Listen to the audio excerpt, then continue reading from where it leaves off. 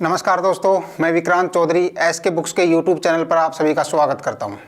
दोस्तों, हर बुधवार की तरह करंट अफेयर्स के 35 क्वेश्चंस के साथ आज फिर हाजिर हुआ हूं।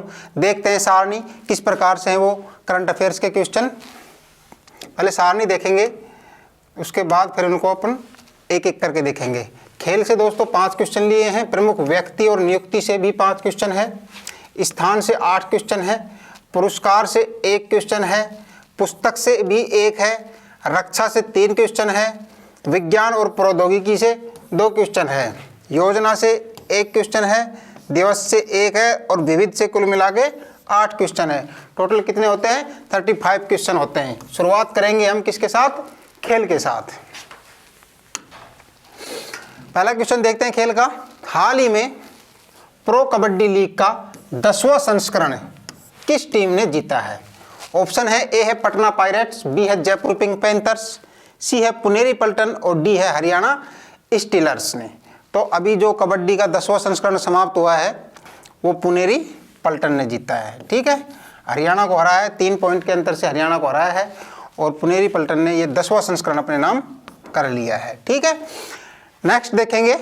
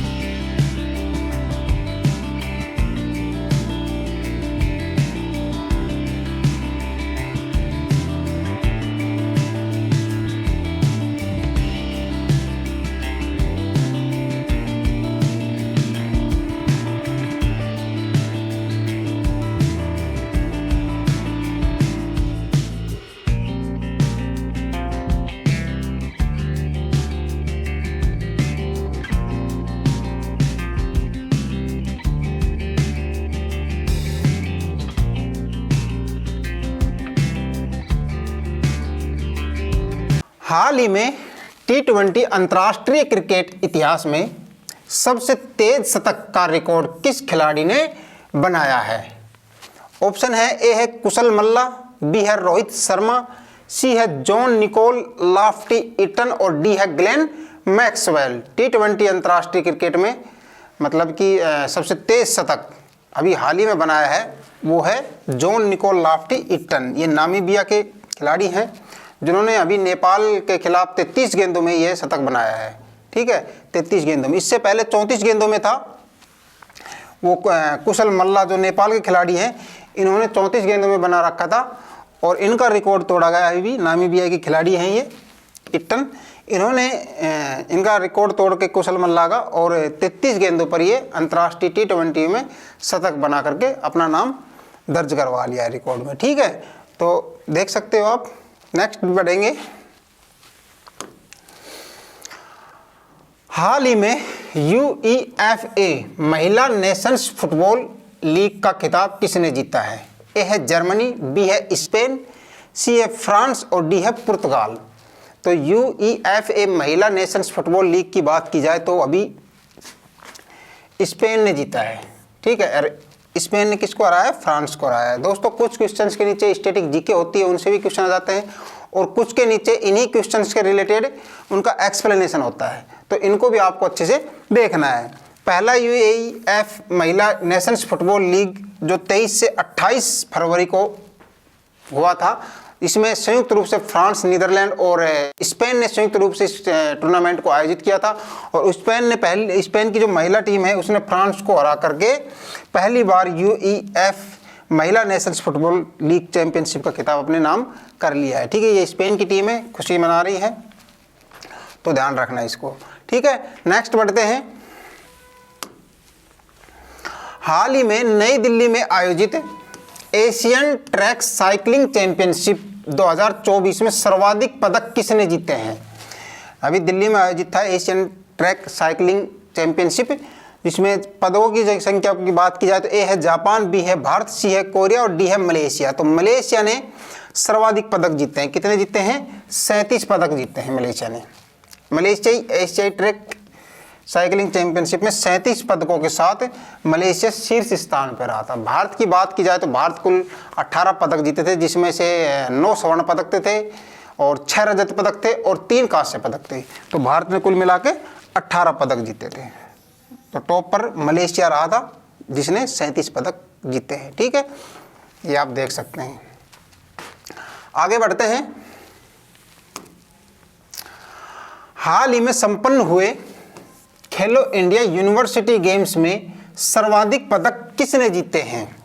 ए है गुरु नानक देव यूनिवर्सिटी, बी है इसमें पंजाब यूनिवर्सिटी, सी है लवली प्रोफेशनल यूनिवर्सिटी और डी है चंडीगढ़ यूनिवर्सिटी। अभी खेलो इंडिया यूनिवर्सिटी गेम्स का समापन हुआ है, उसमें सर्वाधिक पदकों की बात की जाए तो चंडीगढ़ यूनिवर्सिटी ने सर्वाधिक पदक जीते हैं। चंडीगढ़ यूनिवर्सिटी की पदकों की बात की जाए तो 71 पदक जीते हैं इसने कुल मिलाकर, जिसमें 32 स्वर्ण थे, 18 रजत पदक थे और 21 कांस्य पदक थे और ये शीर्ष पर रहा था। ठीक है, चंडीगढ़। तो राइट आंसर क्या होगा आपका? चंडीगढ़ यूनिवर्सिटी। ये आप देख सकते हैं चैंपियन चंडीगढ़ यूनिवर्सिटी। आगे बढ़ते हैं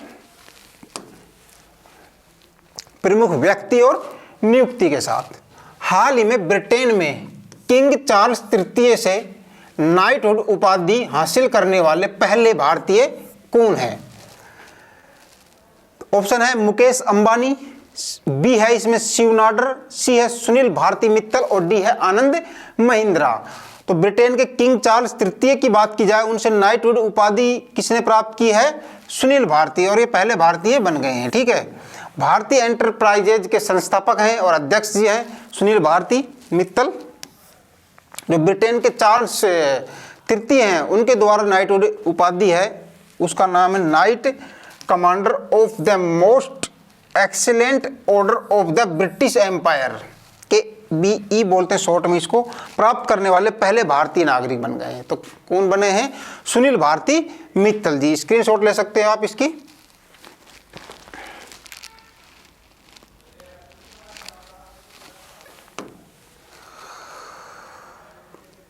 हाल ही में देश के लोकपाल पद पर किसे नियुक्त किया गया है? ए है ऋतुराज अवस्थी, बी है लिंगप्पा नारायण स्वामी, सी है इसमें अजय माणिकराव और डी है पिनाकी चंद्र घोष। तो अभी हाल ही में जो लोकपाल पद पर नियुक्ति मिली है वो अजय माणिकराव जी हैं। इनको अभी राष्ट्रपति द्रौपदी मुर्मू जी ने 6 सदस्यों के साथ इनको अभी लोकपाल जो पद है उस पर नियुक्त किया गया है। और बात की जाए इनकी तो 2022 में, जुलाई 2022 में ये सुप्रीम कोर्ट के न्यायाधीश के पद से रिटायर हुए हैं। और लोकपाल पद के नियुक्ति की बात की जाए तो इसमें जो कार्यकाल होता है सदस्यों का वो 5 साल का होता है, या फिर अधिकतम आयु 70 वर्ष होती है। ठीक है, या तो 5 साल कंप्लीट हो जाए और या 70 वर्ष आयु उनकी कंप्लीट हो जाए। ठीक है, नेक्स्ट बढ़ेंगे आगे। हाल ही में किसने भारतीय हॉकी के CEO पद से इस्तीफा दिया है? ए है संजय सिंह, बी है एलेना नॉर्मन, सी है जेनेक सोपमैन और डी है ब्रज भूषण सिंह। तो बात की जाए भारतीय हॉकी के CEO पद की तो एलेना नॉर्मन है। ये ऑस्ट्रेलियन महिला है जो कि लगभग 13 वर्षों से भारतीय हॉकी को ये सेवा दे रही थी। अभी इन्हें हाल ही में इन्होंने अपने पद से इस्तीफा दे दिया है। काफ़ी कयास लगाए जा रहे थे, काफ़ी बातें हैं कि किस वजह से इन्होंने इस्तीफा दिया है। अलग अलग मतभेद है, उन पर अब नहीं जाना है, हमें सिर्फ आंसर देखना है कि भारतीय हॉकी जो कि CEO पद था उस पर जो अभी इस्तीफा दिया है वो किसने दिया है? एलेना नॉर्मन ने दिया है और ये ऑस्ट्रेलियाई। ठीक है, ये देख सकते हैं आप। नेक्स्ट बढ़ेंगे आगे। नेक्स्ट देखते हैं हाल ही में किस राज्य के पूर्व राज्यपाल अजीज कुरैशी का निधन हो गया है? ए है राजस्थान, बी है मध्य प्रदेश, सी है झारखंड और डी है उत्तर प्रदेश। तो राइट आंसर क्या होगा आपका? उत्तर प्रदेश। अजीज कुरैशी जी उत्तर प्रदेश के साथ साथ मिजोरम और उत्तराखंड के भी ये राज्यपाल पद पर रह चुके हैं। तो ये अजीज कुरैशी जी हैं जिनका भी हाल ही में निधन हुआ है। ठीक है, नेक्स्ट बढ़ेंगे। हाल ही में सीमा सुरक्षा बल, जिसको हम बीएसएफ बोलते हैं, की पहली महिला स्नाइपर कौन बनी है? बॉर्डर सिक्योरिटी फोर्स बीएसएफ की पहली महिला स्नाइपर की बात की जाए, ऑप्शन देखेंगे। ए है दीपिका मिश्रा, बी है शालिजा धामी, सी है इसमें शिवा चौहान और डी है सुमन कुमारी। तो अभी पहली जो महिला स्नाइपर बनी है बीएसएफ की वो सुमन कुमारी बनी है और ये हिमाचल प्रदेश की है। इसके अलावा बात की जाए, ये 2021 बैच की एसआई है जो पहली महिला स्नाइपर बनी है बीएसएफ में। ठीक है, ये आप फोटो देख सकते हैं सुमन कुमारी जी की, जो बीएसएफ में एसआई के पद पर है। नेक्स्ट देखेंगे, स्थान से अभी हाल ही में भारत की पर्यावरण स्थिति रिपोर्ट 2024 कहाँ जारी की गई? ऑप्शन है ए है उत्तराखंड, बी है इसमें राजस्थान, सी है उत्तर प्रदेश और डी है मध्य प्रदेश। तो कहाँ जारी की गई है भारत की पर्यावरण स्थिति रिपोर्ट की बात की जाए तो राजस्थान में एक जारी की गई है। भारत की 11वीं पर्यावरण स्थिति रिपोर्ट है जो राजस्थान के नीमली पड़ता है। नीमली में 28 फरवरी से 1 मार्च तक, ठीक है, 28 फरवरी से 1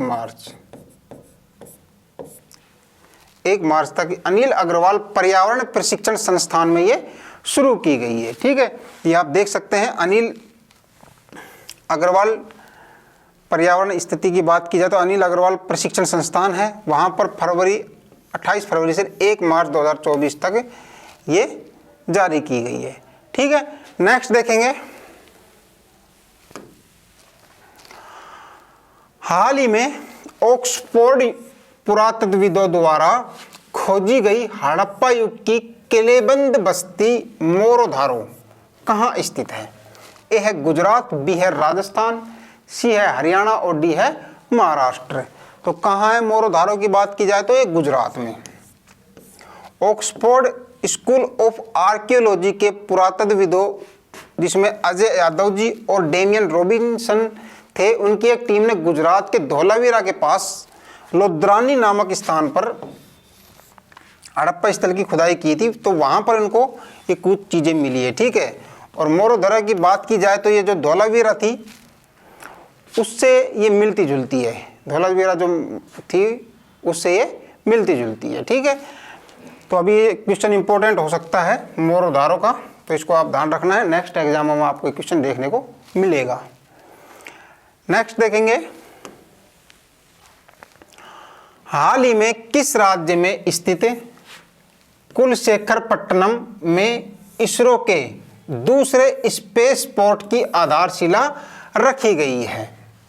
ए है कर्नाटक, बी है इसमें आंध्र प्रदेश, सी है केरल और डी है तमिलनाडु। तो तमिलनाडु में अभी जो देश के बात की जाए दूसरे स्पेस पोर्ट की आधारशिला रखी गई है और कुलशेखरपट्टनम है वहाँ पर। नरेंद्र मोदी जी ने इसका उद्घाटन किया था 28 फरवरी को तमिलनाडु के थूथुकुडी जिले में जो तटीय गांव है कुलशेखरपट्टनम, वहाँ पर भारत के जो दूसरे अंतरिक्ष बंदरगाह की आधारशिला रखी गई थी। वर्तमान में इसरो के पास एक अंतरिक्ष स्टेशन है आंध्र प्रदेश श्रीहरिकोटा में जो सतीश धवन अंतरिक्ष केंद्र है, जिसमें बात की जाए लॉन्च पैड की तो 2 लॉन्च पैड इसमें स्थित है। तो अभी ये दूसरा हो गया है कुलशेखरपट्टनम। ठीक है, नेक्स्ट बढ़ते हैं।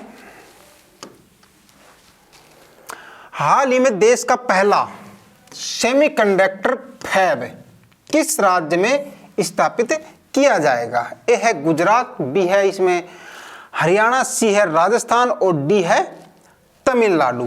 तो राइट आंसर क्या होगा आपका इसमें? गुजरात। गुजरात में बात की जाए तो इसमें धोलेरा पड़ता है, धोलेरा में इसकी स्थापना की जाएगी। और ये जो बनाया जा रहा है ये ताइवान के सहयोग से और टाटा समूह जो दोनों मिलकर ये सेमीकंडक्टर फैब की स्थापना कर रहे हैं। कहाँ पर कर रहे हैं? धोलेरा में। इसको आप ध्यान रखना। ठीक है, नेक्स्ट बढ़ेंगे। हाल ही में विश्व की पहली वैदिक घड़ी का उद्घाटन किस शहर में किया गया? ए है वाराणसी, बी है पटना, सी है जयपुर और डी है उज्जैन। विश्व की है, विश्व की पहली वैदिक घड़ी की बात की जाए तो उज्जैन में इसका अभी उद्घाटन किया गया है। ठीक है, नरेंद्र मोदी जी द्वारा इसका उद्घाटन अभी 29 फरवरी को किया गया था और ये जंतर मंतर के भीतर एक सरकारी जीवाजी वेधशाला है, उसके पास में ये 85 फीट ऊंचे टावर के ऊपर इसको लगाया गया है। और इसकी खास बात यह है, इसमें 1 घंटा जो होगा वो 60 मिनट का नहीं होकर 48 मिनट का 1 घंटा होगा। तो कुल मिलाकर एक दिन में 24 घंटे की बजाय इसमें 30 घंटे होंगे। ठीक है, तो ये विश्व की पहली वैदिक घड़ी है। आगे बढ़ते हैं। हाल ही में महाराणा प्रताप की 21 फीट ऊंची प्रतिमा का अनावरण कहां किया गया है? ए है कोच्चि, बी है उदयपुर, सी है इंदौर और डी है हैदराबाद। तो कहां किया गया है? अभी हैदराबाद में।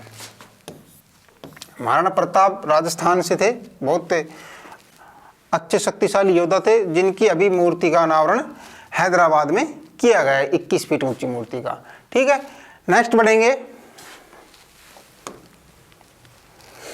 हाल ही में सर्वाधिक 5 करोड़ आयुष्मान कार्ड जारी करने वाला देश का पहला राज्य कौन सा है? ए है उत्तर प्रदेश, बी है बिहार, सी राजस्थान और डी महाराष्ट्र। आप योगी जी को देख पा रहे हैं, तो ये उत्तर प्रदेश है। तो देश का 5 करोड़ आयुष्मान कार्ड जारी कर चुका है उत्तर प्रदेश, और इसमें लगभग 7 करोड़ प्लस लोगों को इसकी सुविधाएं मिल रही है। ठीक है, तो आयुष्मान कार्ड जारी करने वाला पहला राज्य की बात की जाए तो उत्तर प्रदेश है, जो कि 5 करोड़ प्लस ये आयुष्मान कार्ड जारी कर चुका है। हाल ही में प्रधानमंत्री नरेंद्र मोदी जी ने सिंदरी फर्टिलाइजर प्लांट का उद्घाटन कहां किया है? ए है केरल, बी है झारखंड, सी है बिहार और डी है छत्तीसगढ़। तो अभी नरेंद्र मोदी जी द्वारा सिंदरी फर्टिलाइजर प्लांट का उद्घाटन कहां किया गया है? झारखंड में। झारखंड में भी धनबाद में इसका उद्घाटन किया गया है। और ये इंपॉर्टेंट क्वेश्चन बन सकता है, सिंदरी फर्टिलाइजर प्लांट कहाँ स्थित है? स्टैटिक जीके के अकॉर्डिंग भी बन सकता है। तो ये झारखंड में धनबाद में स्थित है। ठीक है, नेक्स्ट देखेंगे पुरस्कार से अभी क्वेश्चन। हाल ही में रोमन रोलैंड पुस्तक पुरस्कार 2024 किसे प्रदान किया गया है? ए है कर्पूरी ठाकुर, बी है इसमें गीतकार गुलजार, सी है राम भद्राचारी और डी है पंकज कुमार चटर्जी। रोमन रोलैंड पुस्तक पुरस्कार 2024 की बात करें हम तो पंकज कुमार चटर्जी को यह पुरस्कार दिया गया है। और यह पुरस्कार की बात करें तो ये भारत में जो फ्रेंच इंस्टीट्यूट है उसके द्वारा प्रतिवर्ष भारतीय और फ्रांसीसी जो लेखक हैं उनको दिया जाता है, और ये 2017 से दिया जा रहा है। और अब की बार 2024 की बात करें तो पंकज कुमार चटर्जी को दिया गया है। उनके जो बांग्ला अनुवाद है स्टालिनर दीवान को प्रदान किया गया। उन्होंने बांग्ला में इसका अनुवाद किया था, ट्रांसलेट किया था। ठीक है, नेक्स्ट बढ़ेंगे। पुस्तक से है, हाल ही में स्वेलोइंग द सन नामक पुस्तक किसने लिखी है? Swallowing the sun. ऑप्शन है, ए है एस.डी. मुनि, बी है श्रीधरन पिल्लई, सी है अश्विनी प्रभु और डी है लक्ष्मी मुर्देश्वर पुरी। तो बात की जाए राइट आंसर की तो इसमें आपका ऑप्शन होगा डी, लक्ष्मी मुर्देश्वर पुरी। और ये कौन है? ये अपने जो केंद्रीय मंत्री हरदीप सिंह पुरी हैं उनकी पत्नी है, और इन्होंने हाल ही में द स्वेलोइंग द सन नामक पुस्तक की इन्होंने अभी लिखी है। और इस पुस्तक की बात की जाए तो इस पुस्तक में महिला सशक्तिकरण और सांस्कृतिक विरासत के बारे में इसमें इन्होंने बताया है। ठीक है, ये पुस्तक का फ्रंट पेज है, आप देख सकते हैं, और ये इसके लेखक हैं लक्ष्मी मुर्देश्वर पुरी जी। ठीक है, नेक्स्ट बढ़ेंगे। अभी रक्षा से देखेंगे। हाल ही में डीआरडीओ ने ओडिशा तट पर किस कम दूरी की वायु रक्षा प्रणाली का सफल परीक्षण किया है? ऑप्शन देखेंगे, ए है S-400, बी है आयरन डोम, सी है समर और डी है वसोराद। तो अभी हाल ही में डीआरडीओ ने डीआरडीओ ने ओडिशा तट की बात की जाए तो वसोराज जो है कम दूरी की वायु रक्षा प्रणाली है, इसका भी सफल परीक्षण किया है। और ये वसोराज जो पोर्टेबल हवाई रक्षा प्रणाली है जिसका परीक्षण अभी डीआरडीओ ने, जिसका फुल फॉर्म की बात की जाए तो रक्षा अनुसंधान और विकास संगठन ने अभी 29 फरवरी को ओडिशा तट के चांदीपुर स्थित एकीकृत परीक्षण रेंज से इसका अभी सफल परीक्षण किया गया है। ठीक है, तो ध्यान रखना है इसको, वसोराज को, ये आप देख सकते हैं। नेक्स्ट देखेंगे, हाल ही में 1 मिसाइल 1 टैंक के तहत पूर्वी कमान त्रिशक्ति कोर ने फील्ड फायरिंग अभ्यास कहां आयोजित किया है? ए है असम, बी है पश्चिमी बंगाल, सी है त्रिपुरा और डी है राजस्थान। तो राइट आंसर की बात की जाए तो बी है पश्चिमी बंगाल। पश्चिमी बंगाल के तिस्ता फील्ड फायरिंग रेंज में इसका आयोजन किया गया है। 1 मिसाइल 1 टैंक के तहत पूर्वी कमान जो त्रिशक्ति कोर है उसका अभी अभ्यास कहाँ हुआ है? पश्चिम बंगाल में। पश्चिम बंगाल की बात की जाए तो पश्चिम बंगाल में तिस्ता फील्ड फायरिंग रेंज पड़ता है, वहां पर इसका अभ्यास किया जाए है। ठीक है, नेक्स्ट बढ़ेंगे, हाल ही में भारत मलेशिया के बीच द्विपक्षीय समुद्री अभ्यास समुद्र लक्ष्मण कहां आयोजित हुआ है? ए है पणजी, बी है कोच्चि, सी है इसमें विशाखापत्तनम और डी है पुडुचेरी। तो अभी भारत और मलेशिया की बात की जाए, जो अभ्यास की बात की जाए, समुद्र लक्ष्मण जो हुआ है वो विशाखापत्तनम में 28 फरवरी से 2 मार्च के बीच, 28 फरवरी से 2 मार्च के बीच ये विशाखापत्तनम जो आंध्र प्रदेश में, वहां पर ये अभ्यास चला है। ठीक है, आप देख सकते हैं इसकी फोटो। समुद्र लक्ष्मण ध्यान रखना है, भारत और मलेशिया के बीच द्विपक्षीय समुद्री अभ्यास है नौसेनाओं के बीच। ठीक है, नेक्स्ट बढ़ेंगे, विज्ञान और प्रौद्योगिकी से। हाल ही में डेंगू के व्यापक प्रसार के कारण किसने स्वास्थ्य आपातकाल की घोषणा की है? ए है युगांडा, बी है अर्जेंटीना, सी है नाइजीरिया और डी है पेरू। तो डेंगू के व्यापक प्रसार को कारण बात की जाए तो स्वास्थ्य आपातकाल की घोषणा किसने की है? पेरू ने की है। वहां पर डेंगू के बहुत ज्यादा मरीज देखे गए थे, इस वजह से वहां की सरकार ने स्वास्थ्य आपातकाल की घोषणा की है। ठीक है, नेक्स्ट बढ़ेंगे, हाल ही में ईरान के इमेजिंग उपग्रह पार्स 1 को अंतरिक्ष में किसने लॉन्च किया है? ऑप्शन है, ए है ब्लू ओरिजिन, बी है न्यू स्पेस इंडिया लिमिटेड, सी है इसमें रोसकोसमोस और डी है स्पेस एक्स। तो अभी ईरान के जो इमेजिंग उपग्रह पार्स फर्स्ट की बात की जाए तो इसको रोसकोसमोस ने अभी लॉन्च किया है। रोसकोसमोस एक रूसी एक लॉन्च पैड है, जिस रूसी अंतरिक्ष एजेंसी है जो रोसकोसमोस ने ईरान के इमेजिंग उपग्रह की बात की जाए पार्स फर्स्ट को सोयूज वाहक रॉकेट से मॉस्को के वोस्तोचन अंतरिक्ष बंदरगाह से इसको सफलतापूर्वक अंतरिक्ष में भेजा है। ठीक है, नेक्स्ट देखेंगे योजना से। हाल ही में शुरू की गई अदिति योजना का संबंध किस क्षेत्र से है? ए है शिक्षा क्षेत्र, बी है रक्षा क्षेत्र, सी है स्वास्थ्य क्षेत्र और डी है स्पेस टेक्नोलॉजी। अदिति योजना की बात की जाए तो ये रक्षा क्षेत्र से संबंधित है। ठीक है, अभी राजनाथ सिंह जो अपने रक्षा मंत्री है, उन्होंने इस रक्षा क्षेत्र में जटिल, नायाब और सामरिक लिहाज से उपयोगी तकनीक विकसित करने के लिए स्टार्टअप को बढ़ावा देने के लिए 750 करोड़ रुपए की अदिति योजना शुरू की है, जिसमें आप स्टार्टअप शुरू कर सकते हैं और 25 करोड़ रुपए तक का इसमें लोन का प्रावधान भी किया गया है। ठीक है, तो अदिति योजना का संबंध रक्षा क्षेत्र से, इसको आप ध्यान रखना है। ठीक है, नेक्स्ट बढ़ते हैं, दिवस से है। हाल ही में विश्व वन्य जीव दिवस कब मनाया गया है? तो 3 मार्च को अभी ये मनाया गया है विश्व वन्य जीव दिवस, इसको आप ध्यान रखना। ठीक है, नेक्स्ट देखेंगे, अब विविध से है, 28 से 35 तक विविध के क्वेश्चन है। ठीक है, हाल ही में भारत ने किस नदी पर बांध बनाकर पाकिस्तान जाने वाले पानी को रोका है? ए है झेलम नदी, बी है व्यास नदी, सी है रावी नदी और डी है सिंधु नदी। तो अभी भारत ने भी पाकिस्तान जो नदी जाती है उसका पानी जो जाता है रावी नदी का, उस पर बांध बना दिया है और पानी को रोक दिया है। ठीक है, अब ये कहाँ पर है? ये शाहपुर कंडी बांध है जो पंजाब और जम्मू कश्मीर की सीमा पर है। इसका निर्माण कर करके पाकिस्तान की ओर जाने वाले रावी नदी के पानी को रोक दिया है, शाहपुर कंडी बांध। शाहपुर कंडी बांध भी पूछा जा सकता है आपका कहाँ पर है, तो पंजाब और J&K की सीमा पर है। ठीक है, और रावी नदी की बात करें हम, रावी नदी हिमाचल प्रदेश के कांगड़ा जिले में रोहतांग जो दर्रा है वहाँ से ये निकलती है। आगे बढ़ते हैं, ये बांध देख सकते हो आप। हाल ही में अंतर्राष्ट्रीय गीता महोत्सव 2024 कहाँ आयोजित किया गया? ए है नेपाल, बी श्रीलंका, सी है मालदीव, डी है भूटान। क्या होगा राइट आंसर? अंतर्राष्ट्रीय गीता महोत्सव श्रीलंका।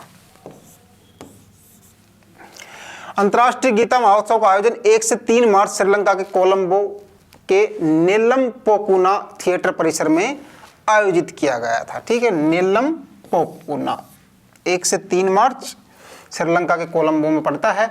और इसके उद्देश्य की बात की जाए तो श्रीमद् भगवद गीता की कालजयी शिक्षाओं को लोकप्रिय बनाना है। ठीक है, आप देख सकते हैं 1 से 3 मार्च तक ये चला था। आगे बढ़ते हैं, हाल ही में गगनयान मिशन के लिए कितने अंतरिक्ष यात्रियों को नामित किया गया है? तो आपको पता है 4 है राइट आंसर आपका इसमें।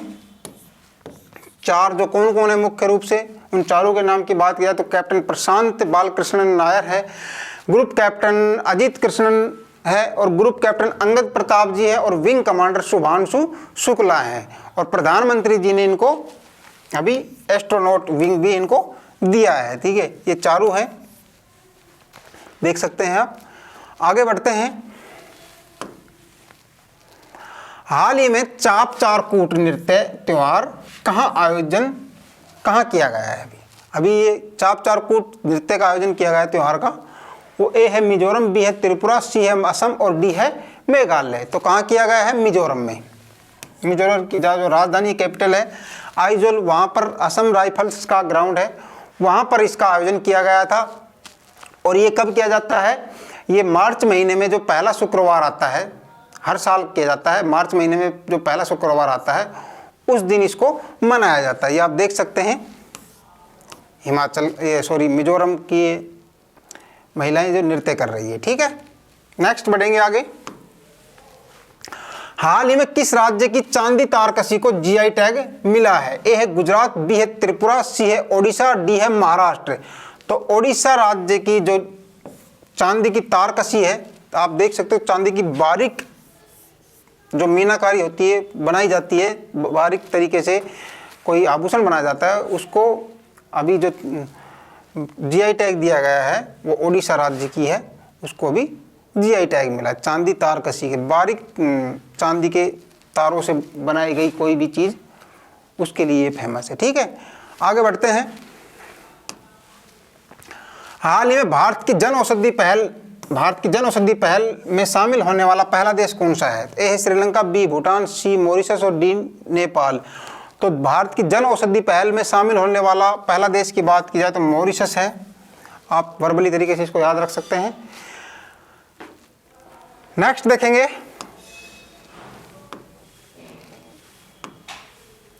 नाटो का 32वां सदस्य देश कौन सा बनेगा? ए है आयरलैंड, बी स्वीडन, सी है माल्टा और डी है फिनलैंड। तो बात की जाए इसके 32वें देश की तो स्वीडन है, वो इसका सदस्य बनेगा। फिनलैंड और स्वीडन ने एक साथ इसमें अप्लाई किया था, लेकिन फिनलैंड को तो मिल गया था। लेकिन स्वीडन की बात की जाए तो स्वीडन को हंगरी नामक देश था जो उसने इस पे ऑब्जेक्शन कर दिया था कि इसको नाटो में सम्मिलित नहीं किया जाए। लेकिन अभी हाल ही में उन्होंने भी इसको स्वीकृति दे दी है। तो स्वीडन जो देश है वो नाटो का 32वां देश बनेगा। नाटो की बात की जाए फुल फॉर्म की तो नाटो अटलांटिक ट्रीटी ऑर्गेनाइजेशन है, जिसमें 32 देश हो जाएंगे अभी। और इसकी स्थापना की बात की जाए तो 1949 में इसकी स्थापना की गई थी। इसके मुख्यालय की बात की जाए तो ब्रुसेल्स जो है बेल्जियम में इसका मुख्यालय है।